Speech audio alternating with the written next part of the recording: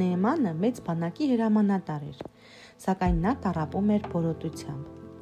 Բժիշկներից ոչ մեկը չգիտեր, թե ինչպես կարելի էր նրան բուժել։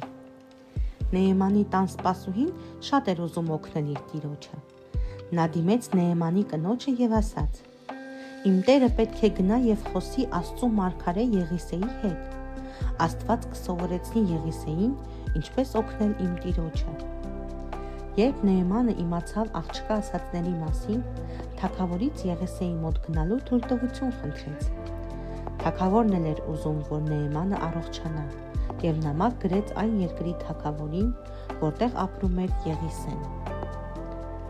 Նամակում ասվում էր. «Խնդրում եմ, օգնեք Նեեմանին առողջանալ»։ Եղիսեն իմացավ այդ նամակի մասին և խնդրեց թագավորին իր մոտ ուղարկել Նեեմանին, բայց երբ Նեեմանը եկավ Եղիսեի տուն, մարգարեն նրան ընդառաջ չգնաց, այլ ուղարկեց իր ծառային։ Ծառան ասաց Նեեմանին. «Եղիսեն ասում է, որ գնաս և 7 անգամ լվացվես Հորդանան գետում, և Աստված քեզ կբուժի»։ Նեեմանը բարկացավ.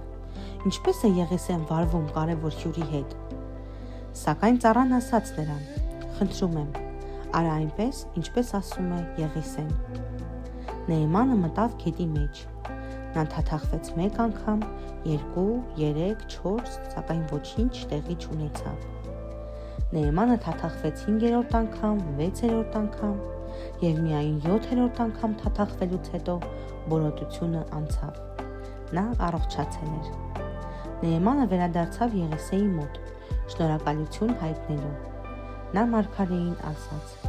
«Հիմա ես գիտեմ, որ քո Աստվածը ճշմարիտ Աստված է»։ Նեեմանը Աստծուն շնորհակալություն հայտնեց բուժվելու և իր սպասուհու համար, որն ասաց, թե Աստված կարող է օգնել։